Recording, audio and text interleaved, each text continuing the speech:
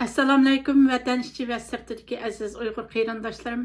Mən Gülşən Abduqadir. Mən Kanadaның Toronto şəhərində yaşayman. Bugün mən Xitay Qolaydiğanğa az qaldı namlıq proqramımның 8-ci qismi arqılıq sizlər bilan yüz görüşkənligimdən intayın xoşalman. Bugünkü proqramımның temisi Xitayda görülüb atqan şu vaba, onundan başqa çatmaya təvriş və kəm uçraydigan şu hava boşluğu osmandaki kem uçraydigan kök yüzü alametleri Xitayning qolaydiganligining bisharati namlıq mavzu astida bugun sizlarga proqram sunmoqchiman. Mening bu proqramım 3 qismdan tarkib topgan. Birinchisi muqaddima, ikkinchisi asosiy mazmun, uchinchisi xotima. O'tgan hafta men sizlarga shu o'tgan juma kunlik programmamda Zelenskiyninki Donald Trumpning Zelenskiyga nimanchalar ochiqlab ketganligi, Zelenskiyni har xil gaplar bilan komedian, diktator, undaqchi, sen Ukraina urushini boshlagan sen degandek mushtaq qattiq iboralarni ishlatib ketganligi haqida program ishlagandim. Ham shu kuni o'tgan juma kuni Zelenskiyninki Amerika Aqsaroyiga kelib Donald Trump bilan to'xtamsizligini tilga olgandim. Hammalarning ko'rgandek dunyoni beklam hayron qoldiradigan bir ish bo'ldi. Zelenskiy bilan Donald Trump va uning ishki kabinetdagi muavin raisi qatorliqlar bilan bir nayt qattiq bir g'avg'odek bir narsa paydo bo'lib Donald Trump bilan Zelenskiy ikisi rasmiy muxbirlarning oldida, butun dunyoning oldida o'zaro deyishib, qattiq gaplar qilishib, shundoq bir bo'lib, nayt ko'ngilsizlik bilan Zelenskiy Aqsaroydan ayrilgan bo'ldi. Shuning bilan asl Zelenskiy Aqsaroyga Donald Trump bilan to'xtamsizmoqchi bo'lib kelgan Ukrainaning 50% yer osti boyliqlarini urush chiqimi sifatida Amerikaga berish uchun. Zelenskiy kelgandan keyin yenib oldi. Undan keyin tunugun yana shu bir necha kunning oldida Zelenskiy yana Donald Trumpga shu yana to'xtamsizlik tayyor ekanligini bildirib ko'rish haqida takliflarni beribdi. Bir qancha kun ilgari shu Donald Trump yana Amerika kongressida so'z qilgandimi, Zelenskiyninki o'ziga o'zi bilan qayta ko'rishib, shu to'xtamlarga qo'l qo'yishga hozir ekanligini bildirganligini deb o'tib ketdi. Shu Aqsaroydagi bo'lgan suhbatda yana Donald Trump shunchalik qo'pol bir vaziyat shakllangan bo'lsa-mu, lekin Trump yana kang qo'saqlik bilan Zelenskiyning tinchlikqa hozir emasligini tilga olgan, ham hozir bo'lganda Aqsaroyni kutadiganligini, tinchlikqa hozir bo'lgan vaqtida Aqsaroyning ishigining ochiq ekanligini Zelenskiy bildirgan. Endi Donald Trump efendim diplomatiya tiliga bek ahamiyat berib ketadigan bir kishi emas, balki gaplarni aytib o'tmaydi, so'z o'yini qilmaydi. Endi biz shunaq o'rganib qolgan hamma narsa muxbirlar bilan pardaning oqisida mushishlarmi, tepishishlarmi, so'z o'yinlarmi, qattiq gap qilishlarmi, hatto bir-birsini tillashib ketishlarmi pardaning oqisida bo'lib, uningki pardaning oldiga chiqqan vaqtida hech qanday ish bo'lmagandek sun'iy kulimsirab, dunyoning mushtaq sun'iy holatiga biz intayin ko'nib qolgan. Donald Trump efendim chiqqandan keyin bu ishlarning hammasini buzib tashlayapti. Endi shu kunki Aqsaroyda bo'lgan ahvolni dunyoning hammasi ko'rdi, Xitoymi ko'rdi, Rossiyami ko'rdi, Ukraina xalqim ko'rdi, Amerika xalqim ko'rdi, Yevropami ko'rdi, Afrikam ko'rdi, butun dunyo ko'rdi. O'ziga tushliq har kim o'zining sohasida, o'zining rayiga tushliq tefekkürlerini qildi, g'ulg'ullar bekçek bildi. Uyg'urlarmi buning ichidan ba'zi tefekkürlerini qildi, g'ulg'ullar bo'ldi. Endi men bu yerda Donald Trump efendimning shu ikkinchi qitimliq vazifaga o'tirish o'tirish, qasam berish murosimidan ba'zi oriyalarni elish orqali undan keyin programmamning asosiy markaziy qismiga o'tib ketaman. Donald Trump'ningki qasam berish murosimidagi tilga ilingan muhim so'zlarni men bir xatirlab chiqqandim. Ham buni o'zimninki shu 100 bitigimdimi, Facebook'dimi o'rtoqlashdim. Agar do'stlar shu mening Facebook'imga, ya'ni 100 bitigimga kirib ko'p baxsi bo'ldi. Donald Trump'ning qasam berish murosimidagi eng muhim nuqtali so'zlar tuvandikicha. Birinchisi, Amerikaning oltin davri endi boshlandi, deydi Donald Trump. Ikkinchisi, adolatning tarozisini yangidan yasab chiqildi. Bu bek muhim gaplar. Adolatning tarozisi yangidan boshlanib chiqdi, yasalib chiqdi. Uchinchi, yuksak oldingi shartimiz g'ururliq, erkin va boy-bayashat bir Amerika xalqini barpo qilish. Onundan başqa to'rtinchisi, Amerika pat yaqinda texmi zo'r, texmi kuchli va texmi darajadan tashqari bo'ldi. Beshinchisi, mening suiqasddan sog'-salomat qutulishimning bir sababi bordir. U bo'lsa-mu Alloh meni Amerikani qaytadan eng yaxshi qilib qurib chiqsin deb qo'g'dab qopti. Altıncısı, bugün Martin Luther King'nin günü. Biz bugün onun düşünü amalga oshiryapmiz. Martin Luther King'ni tilga oldi. Amerikadagi qahramoni Martin Luther King. Yettincisi, vatanimizni, asosiy qonunimizni va Allohni unutib qolmaymiz. Vatanimizni, asosiy qonunimizni va yana Allohni unutib qolmaymiz. Allah'ın alayida tilga oldi. 8. Bugünden itibaren Amerika hükümetinin siyaseti buluşup bilen Amerika'da faqatla iki cins mevcut buldu. O bosmu er ve ayal. Hem de hürmetli xeyrindaşlar, şu oxşaş cinsliklar meselesi dünyanın, bugünkü dünyanın meselesi emas. Bunundan mangıllardan burun 2000 yıllarga yaqin vaqtlar ilgirmi o'xshash jinsliklar masalasi, insonlarning haddini ishib ketish masalasi ko'rilgan. Men o'tgan sizlarga deb aytgan Qur'oni Karim bir diniy kitoblar bo'lib qolmasin, o bir tarix kitobi, o bir falsafa kitobi, insonlarni tafakkur qilishga yetaklaydigan kitob degandim. Ondan başqa Qur'on yana ajoyib güzel bir tili bor, adabiy kitob u.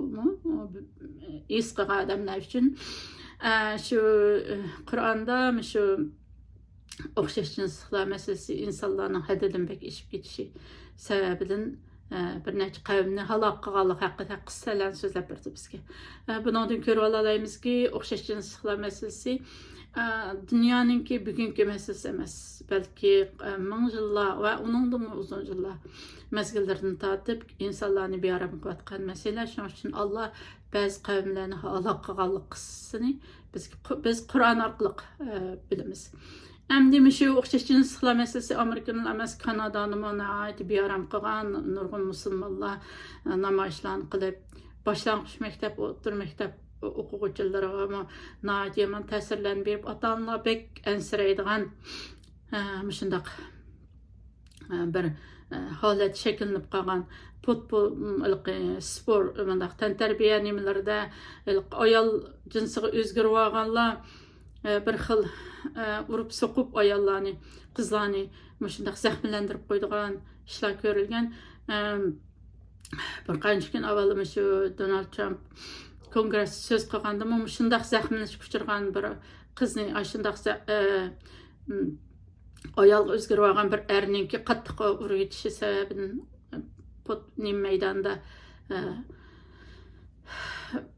ilqi bir tantarbiya faoliyati o'tkazilayotganda urib sababidan badanining yerim tarafidagi paralish bo'lib qolgan bir oila, bir qizni va oilasini qabul qildi. Shunday ahvollar bo'lib, kishilarni bearam qilayotgan kishilar azroqlam stress bo'lib qolsa, azroqlam bir narsa bir qiyinchilik qilish kelib qolsa, shu jinsiyatdan o'zgartiradigan shundoq bir ajoyib bir g'alati bir dunyoda yashayotgan to'q Donald Trump efendim bu chiqqandan keyin nihoyatda jiddiy holatda turib, shu Amerikaning asos qonuni bo'yicha, ya'ni Amerika hukumatining siyosati bo'lsa bilan Amerikada faqat ikki jins mavjud bo'ldi, u bo'lsa er va ayol deb keskin aytdi. Ham shu Amerikada shundaq jins almashtirishlarga yana nurg'un pullar ajratilib operatsiya qilmaydiganlarga, shundaq operatsiya qilib jins almashtirmaydiganlarga nurg'un pullar ajratilgan ekan. O'tgan yil America Aid degan bir programning pash bosish bilan bu ishlarni pash bo'lib chiqdi. Bir qancha kun avval Donald Trump benim Kongressda, Amerika Kongressida qilgan so'zidimi, agar shundaq o'xshash jinslik bo'lgan bolalari haqidami, bolalarga tarbiya qilmay shundaq ishlarni qo'llagan shu oilalarni, ota-onalarni jazolaydiganligi haqida ba'zi gap so'zlarni qilib o'tdi. 10-si bundan keyin muvaffaqiyatlarimizni g'alaba qilgan urushlarimiz bilan emas, balki oxirlashtirgan urushlarimiz va asla kirmagan urushlarimiz bilan o'lchaymiz. Pek muhim gap bu. Bundan keyin muvaffaqiyatlarimizni qilgan urushlarimiz bilan emas, balki oxirlashtirgan urushlarimiz va asla kirmagan urushlarimiz bilan o'lchaymiz. 11. Dunyodagi eng buyuk tinchlikparvar inson sifatida xotirlanishni orzu qilaman. 12-si Meksika qo'ltig'ining ismini Amerika qo'ltig'iga almashtiramiz. William McKinleyning ismini u yerdagi tog'ining ismi qilamiz, chunki uning ismi bunga loyiq.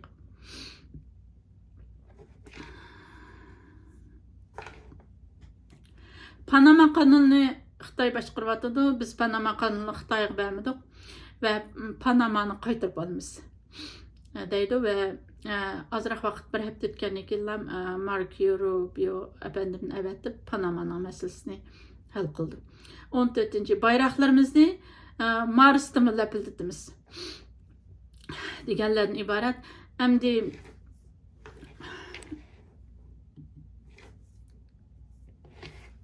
aziz qarindoshlar, shu o'zinglar bizda hozir endi Donald Trump vazifaga chiqqandan keyin başta 10%, keyin 10%. Onun aldığındaki 25%'ni qo'shganda Xitoyga hozir 45% tamojna bejib qo'ygan bo'ldi. Bu albatta Xitoyningki iqtisodiga urilgan intayin cho'ng zarba. Bugun men bu Amerika va Donald Trumpni bir chetga qayirib qo'ygan holda Amerikaning bergan jazolari Xitoyga Donald Trump'dan qattiq bo'layotganliklari, bu sababdan Xitoyning qo'laydigan asqarganligini bir tarafga qayirib qo'yib turib, faqat Xitoyning ichidagi bo'layotgan ahvollardan Xitoyning qo'laydiganligiga asqarganligi haqida sizlarga ma'lumotlarni berishga tirishaman. Mushu 2025-yili kirish bilan Xitoy cho'ng quruqligida nurg'un baloyi ofatlar baş ko'tarib ketdi. 2025-yili Xitoyga nurg'un baloyi ofatlarni boshlab kirdi. Xitoy hozir tarixda hech qanday bir davrda ko'rilib boqmagan bir krizisning, bir qalayimqanchilikning bo'sug'isidan dahshatli bo'g'ishyapti.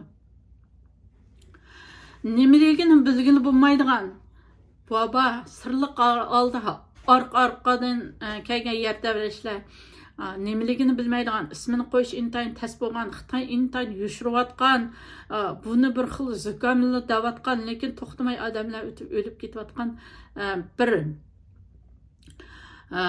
sirliq vabo bilan oq-oqidan maydonga kelgan chatmiyat davrashlar, ilgari ko'rilib boqmagan bo'ron chapqinlar, yani shundaqlar nihoyatda az ko'rildigan shu yulduzlar sistemasidagi alomatlar Xitoyning qo'laydiganligiga az qolganligidan bishorat berib turadi. Xitoy tarixidagi ba'zi xonadonliklar shundaq sabablar tufayli vayron bo'lgan va yoki hokimiyatini almashtirishga majbur bo'lib qolgan.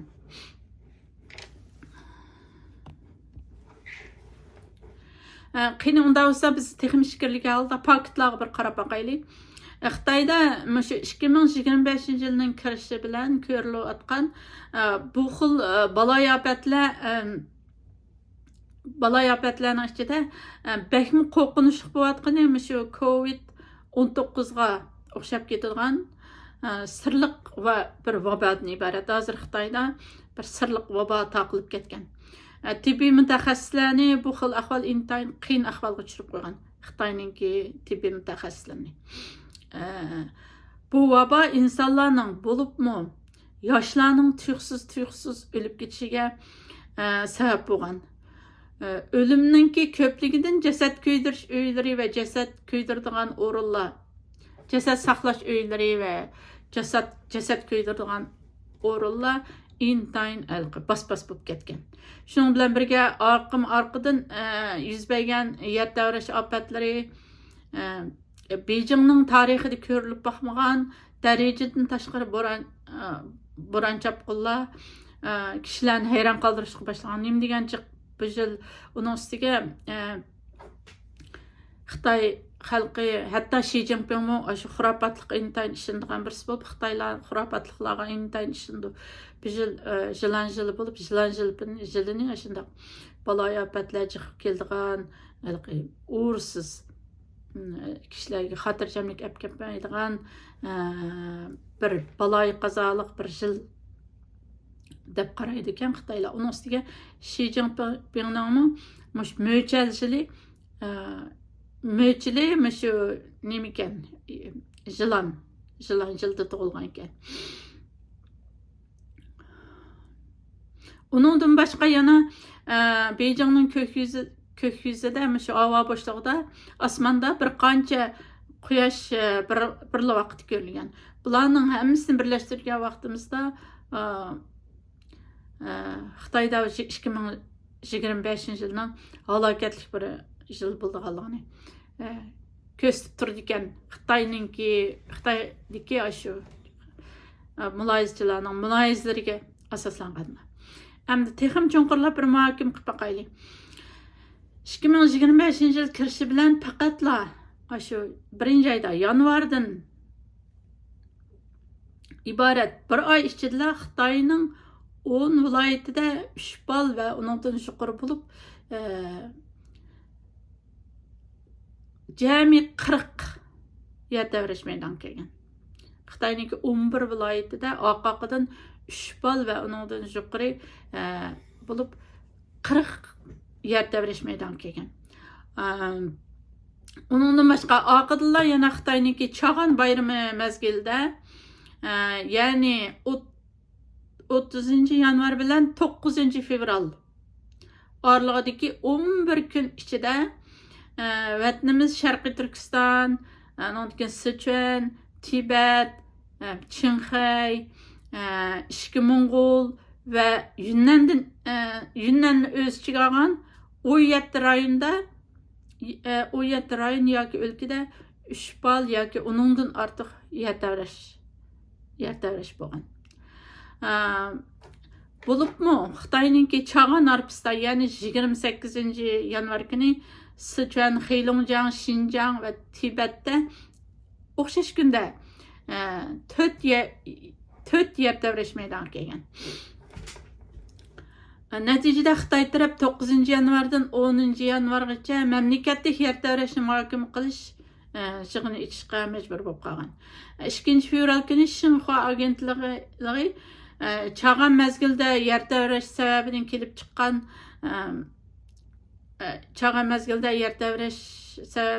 chiqish ehtimolligini va yuz berish ehtimolli bo'lgan xiyim xatarlarninki oldin ilish haqida ogohlantirish chaqiriq e'lon qilgan. 9 viloyatga jiddiy qutqazish aslalarini yetkazib kelib, tuyuqsiz yer davrash bo'lib qolsa, qandaq oldin ilish uchun tayyorlik qilgan. Va mamlakat bo'yicha uchur aloqa yo'llarining uzilib qilish sababidan kelib chiqish ehtimolli bo'lgan qulaysizliklarga hozir bo'lish buyrug'i chiqargan har qaysi o'lka, shaharlarning hukumatlariga qarta. Uningdan boshqa Xitoy tarixida yuz bergan chatma yer davrashlar hukumatlarningki g'ulishi və xandallıqlarının çöküşüge səbəb bolğan. Məsələn, Şa və Şang xandallıqları şu qattiq yer təvrəşdən keyin olğan. 1976 yılı özüңlər bilgəndək Xitayninki Tangshan şəhərində yüz bergan Xitay tarixidagi eng cho'ng qattiq yer təvrəşdən keyin ya'ni dal shu yili, ya'ni 1976 yılı Xitayninki yuqori darajalik amaldorlardan Zhou Enlai, Zhu De, onundaki Mao Zedong qatarlıq 3 kişi vafot bo'lgan. 2025 yılı Xitay üçün hech qanday o'xish bo'lmagan. Buningdan burun bo'lib baxmagan, ya'ni tarixda ko'rilib baxmagan çatma ve ergeçme yer devrəşlər bilan şundaq yer devrəşlər bilan kirib gəldi, yuqori deganimizdek. Şuna bəzi Xitaylarning özləri bu yilni Xitay Komünist hakimiyeti üçün qolaydigan yıl bo'lishi mumkin deb muloyiz qilishyapti. Yer devrəşə qoşulub yana 2024 yıldan başlap tüxsiz ölüb ketishni keltirib chiqaradigan bir xil sirliq kasal tarqalgan bo'lib, Xitoyning shimoliy qismidagi barliq doktorxonalar bu xil kasallik bilan yuqumlangan kasallar bilan to'lib ketgan. Yuqumliq zukam, COVID o'xshab ketgan yuqumliq virus va o'pka yollig'i qatorliqlar jiddiy shaklda ko'payishga boshlagan. Şu sebepten Xitoydagi kasalliklarni kontrol qilish va oldin olish markazi yuqumliq kasalliklarning oldin olish va kontrol qilish instituti 2024 yılı 12. ayda 2024 yılı qish ve 2025 yılı bahar aylar aralığında 105 ihtimallığı bo'lgan nafas yo'li yuqumliq kasalliklarining birla vaqtda tarqalish mumkinchiligining oldin olish haqida bütün Xitoy bo'yicha bir chaqiriq e'lon qilgan. 2025 yılının kirishi bilan Beijing, Tianjin, Shanghai, Wuhan ve Xi'andagi doktorxonalar tamamen kasallar bilan to'lib ketgan. Bo'libmi, bolalar kasalliklari bo'limi, bolalar kasalliklari bo'limida karvatlar yetishmay qolgan. Doktorxonalarning oldida uzun o'chiratlar tutib saqlaydigan ota-onalarning atdigandan tortib kechgacha ota-onalarning shundaq uzun o'chiratlarni tutib saqlayotganligini kögül bo'lgan ahvol shakllanib qolgan. Bolalar uchun jiddiy qutqizish bo'limlarini kengaytirib etishga majbur bo'lib qolgan. Xitoy taraf bu xil kasalliklarni COVID deb atashni qattiq ma'ni qilgan, qattiq kontrol qilgan va cheklagan. Hozirgacha COVID kalimasini qo'llanish ham bu kalimani bu COVID deb qolganlar intan jazolanadigan bir ahvol shakllangan. Hükümet bilan qarshilashib qolgandek bir xil vaziyat shakllangan ahvol kelib qolgan. Hamma odam bu kasalliklarni shunga qo'rqib turib zukam deb atagan.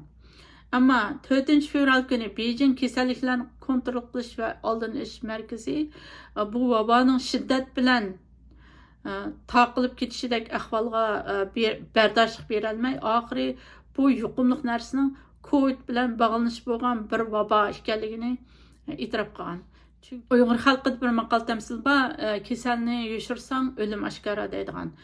Kasalni yushirgan bilan kunda har kun o'lib ketayotgan odamlarning ko'payishi kishilar orasida vasvasalarni, jiddiyliklarni, ansizliklarni paydo qilganlik uchun Xitoy amalining yo'qligidan buningki virus o'xshab ketadigan bir kasal deb shundaqlam oddiylam deb qo'ygan, lekin bu bir dahshatli jiddiy bir o'lim keltirib chiqaradigan bir COVIDga o'xshab ketadigan, ammo COVIDdan xatarlik bo'lgan bir vabo ekanligini Xitoy mutaxassislari, Xitoy demokratchilari va Xitoyni tahlil qilgan kishilar shundoq muloyiz qilishyapti. Endi texmo cho'nqirlab biz bu ishni ichiga kirib boqaylik. Xitoydagi yer shari vaqt kezdi. Xebey o'lkasininki Tangshan shahrida yashaydigan Bayxuan ismli bir yezdiq kishini ziyorat qilganda, u kishi doktorxonalar xuddi savdo bozorlaridek to'lib ketdi. Kişiler doktorxanalarda ölüp ketyapti. Jasad ko'ydirish o'rinlari yetishmayapti. Men hozir yezamda, men turayotgan bu yezdimi nurg'un kishi bu vabo sababidan tuyuqsiz ölüp ketdi. Bir jasadni ko'ydirish uchun munosabat doirangiz bo'lishi kerak. Bu xil ko'rinishlar menga oxir zamon bo'layotgandek sezim beryapti. O'lganlarning ko'pinchisi yashanganlar, ammo o'rta yosh va yoshlar bor. Bu odatdagi zukam emas, bu Covid. Mening hammamim shu sabab bilan o'lib ketdi, deydi muxbirga. Undan boshqa yana Xitoyning Shijiazhuang kentidagi Beywang muxbirga o'lganlar sonining ko'pligi sababidan tavut bahosining darajadan tashqari o'rlab ketganligini aytdi. U aslida 4000 yuan bo'lgan tavut hozir 12000 yuanga chiqdi deb shu Yarshar vaqt kesinki muxbirga shunday intervyu berdi. Texi atdigandlar 12000 yuanga tushding. Texi atdigandlar 12000 yuan bo'lgan tavut tushdan keyin 13000 yuanga chiqdi. Nəhayət nurg'un kishi o'lib ketyapti. Tavutlar yetishmay qelyapti degan. Uningdan boshqa Shanshining Ankang kentidagi Bayjang ismli bir kishi muxbirga yana kentning qo'rqinchli ahvoli haqida, shu o'zining kentining intayin qo'rqinchli ahvoli haqida ma'lumot berib, to'pliklar va dehqonchilik maydonlari yangi zaratgohlarga aylantirildi.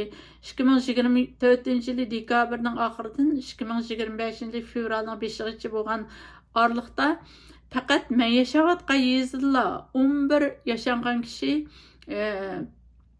shu vabo bilan o'ldi degan. Onundan boshqa Jijang o'lkasidagi bir tavut yasaydigan zavod ishlaydigan Shaochin ismli bir Xitoy ishchi Yarshar vaqt kezining ziyoratini qabul qilib, vaboning nihoyatda jiddiy o'limlarni keltirib chiqarayotganligini to'g'rilagan, dalillagan. U muxbirga mundaq degan: Hamma zavodlar kishilarni ishdan chiqaryapti, ammo bizning tavut yasash zavodimiz to'xtamay ish qabul qilyapmiz. Oxirgi 2 yil jarayonida rayonimizda 7-8 yerda tavut yasaydigan fabrikalar qurildi. Mamlakatning hamma yeriga tavut avatyapmiz. Hozir hamma shaharlardan jiddiy zakazlar qabul qilyapmiz. Ko'plab tavut yasayotganimizga qaramay, ehtiyoj jiddiy ishyapti. Ehtiyojni qondira olmayapmiz. Tavut yasaydigan yog'ochlar tugab ketdi. Chag'andimi, damamay ishildiq degan. Anhui o'lkasidagi Jingjay shahridagi jinoza fabrikasida ishlaydigan Bei Jiangchun Anhui o'lkasining Jingjay shahridagi jinozalarni bartaraf qilish markazida ishlaydigan Bei Jiangchun hukumatning zukam deb oddiylashtirayotgan narsaning dal yangi bir Covid varianti ekanligidan gumon qilganligini bildirgan. U yana vabo intayin jiddiy holatda davomlashyapti. Ham cho'nglar ham bolalar yuqumlanyapti.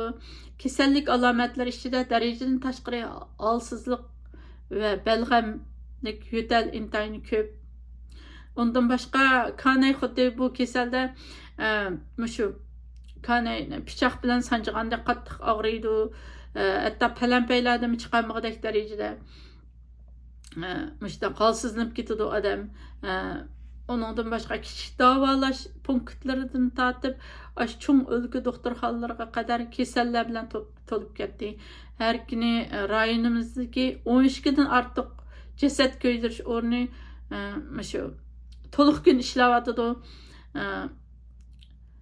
degan. Bu haqda misollar bekchiq bularning hammasini ib o'tirishga mumkin bo'lmay qoldi vaqt munosabati bilan. Naytichiq men bir necha misollarni ib o'tdim. Kundan kunga ko'payayotgan shu o'limlar sababidan Xanan, Anhui va Jiangxi qatorliq joylardagi jinozalarni bartaraf qilish uylari bu ishning o'disidan chiqib bo'lolmaydigan og'ir kelib qolgan bo'lg'achqa hukumat aslidagi dafn qilish belgilamalarini ozroq yumshatgan. Xitoy hukumati dəfn qilish belgilemelerini azraq yumshatgan. Aslida chet yoqqa yurtlar va to'piliklarga dəfn qilishga hukumat ruxsat qilmaydi. Jasadlarni faqat ko'ydirib yetadigan bo'lib, shu jasadlarni ko'mishga burun ruxsat qilmayotgandiq. Jasad ko'ydirish uylari hozir bek bas bo'lib, bek yetishmay qolganligi uchun shundaq to'piliklarga, dehqonchilik maydonlariga, qirlarga, bundoq yoqqa egizliklarga ko'mishga hamda ruxsat qildi. Bu ahvollar navbatda Xitoydagi vabo va vabo sababidan kelib chiqayotgan o'lim yetimning Xitoy tasavvur qilgandan battar ekanligini ko'rsatib turibdi va buning xaritasini chizib turibdi. Ammo Xitoy Kommunist partiyasi bu vabo haqida uchurlarni intayin maxfiy tutayotgan bo'lib, jiq narsalarni bilolmaymiz. Tarixda vabolar har zaman shu xandonliqlarning yuksalishi va cho'kishini tezlatgan omillarning biri bo'lib kelgan. Masalan, Xitoydagi Sharqiy Xan xandonligi vabo sababidan cho'kib ketgan. Ming sulolasining cho'kishi va Qing sulolasining ko'tarilishi, Qing xandonligining g'ulishi va Xitoy Xalq Cumhuriyatining bosh ko'tarishi qatorliqlarning hammasi ayni davrda tuyuqsiz maydonga kelgan o'lim xarakterlik vabolar bilan o'xshash vaqtga to'g'ri kelgan. 2025 yili Jilan yili bo'lib, Jallod Shi Jinpingning yana mo'ljal yili. An'anaviy Xitoy aqidalariga asoslanganda yılan yili talaysizlikning simvoli bo'lib hisoblanadi ekan. Shunga Xitoy analizchilari bu 2025 yilni, ya'ni yılan yilini Jallod Shi Jinping uchun yaxshi yil emas deb mulohaza qilyapti. Uning oldingi programmalarimizda deb aytib ketganimizdek, Shi Jinpingning o'tgandan oid ig'ir kasal bo'lib, yerim paralish bo'lib saqayganligi haqida uchurlarni bergandik. Undan başqa 2025 yilninki kirishi bilan Beijingda bundan burun ko'rilib boqmagan ba'zi g'alati ajoyib voqealar yuz berishga boshlagan. Bularning biri 6 fevral kuni Beijingda asla ko'rilib boqmagan shiddatlik 13 bal bo'ron chiqib, Beijing, Xitoyning poytaxti Beijing, tayfun bo'roni saviyasida urilgan. Bu kun dal 5 fevral G'ulji inqilobining 28 yilligiga to'g'ri kelgan kun Uyg'urlar uchun.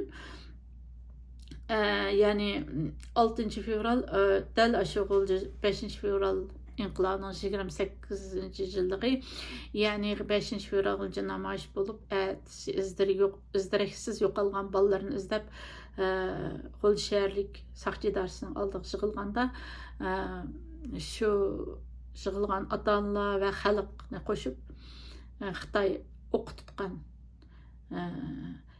qattiq suv purkish mashinalari bilan yuqori besimli suvlarni purkigan, ko'zdan yosh oqizadigan bombalarni otgan, shundoq qattiq sovuq kunda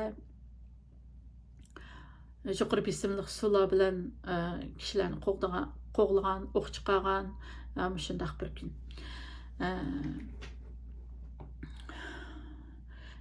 Yana o'xshash bu yil fevralning 5-ida, fevral kirgandan tortib Xitoyda jiq narsalar bo'lib, Beijing poytaxt Beijingda g'alati ahvollar yuz berib, Xitoy xalqini bir xil hayron qoldirgan.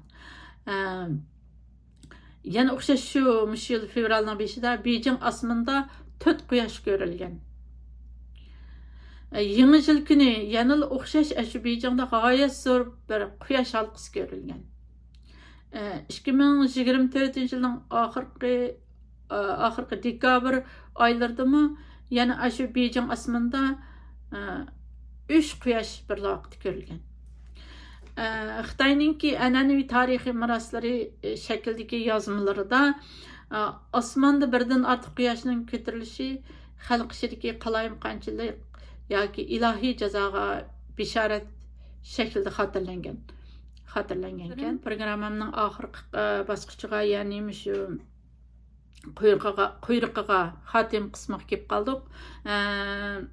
yuqorqi ahvollar Xitoyniki ishki qismida bo'layotgan ahvollarninki ma'lum bir qismi. Uningdan boshqa Xitoyda yana shu tağlar qulab tushadigan ofatlar, shundaq nurg'un ofatlar ko'rilayotgan bo'lib, uningdan boshqa yana Xitoyning ishki qismidagi qaysi o'lka shaharlardagi restoranlarda, cho'ng-cho'ng restoranlarda o'quvchilar ishsizlarning ko'payib ketishi bilan ishib qolgan tomoqlarni yeydigan, ishib qolgan tomoqlarga shu qarab turadigan, kim qaysi tomoqni ishirib qo'yayotganda deb oshgan tomoq yeydigan bir xil to'lqin ko'tarilib ketgan. Bularning hammasi Xitoyninki shu g'ulashqa oz qolganligining bisharati bo'lib hisoblanadi. Xitoyning g'ulaydiganligiga cheksiz ishoninglar. Bu ishni sizlarni umidga, meni va sizlarni umidga boshlab bordi. Herkes ümidsizlenmeyli. Ümitsizlikning dini tabiri ümitsizleniş. Ümitninki dini tabiri ümitlan deb başlay. Ümitning dini tabiri iman. Ümitsizleniş imandan chiqqanlikni bisharati. Shuning uchun har vaqt biz herkes Xitoy undaq taraqqib ketdi, mundaq taraqqib ketdi. Voy onu Amerikam tusanmaydi, o andaq bo'lib ketdi, mundaq bo'lib ketdi demasligimiz kerak. Biz Amerika Xitoy g'ulaydigan az qoldi. İnşallah bir kun Xitoy g'ulaydi, biz vatanimizga olishimiz degan shundaq gaplarni qilishimiz va shu asosda duolarni qilishimiz kerak. Bu bizning duolarimiz bo'lib, oxirida duolarimiz qabul bo'ldi. Hurmatli Uyg'ur qarindoshlarım, undaqda mening bugungi Xitoy g'ulaydigan az qoldi nomli 8-programmam, ya'ni Xitoyda ko'rilayotgan vabo, chatmiya tavrash, kam uchraydigan shu osmonda ko'rilayotgan har xil ko'k yuzidagi alomatlar Xitoyning g'ulaydiganligining bisharati bo'lib turadi nomli programmam mishada oxirlashdi. Bu programmam har juma kuni, har haftada bir qitim chiqdi. Unda bo'lsa kelarki sonda 9-qismda ko'rishgacha omon bo'linglar. Xayr, xush.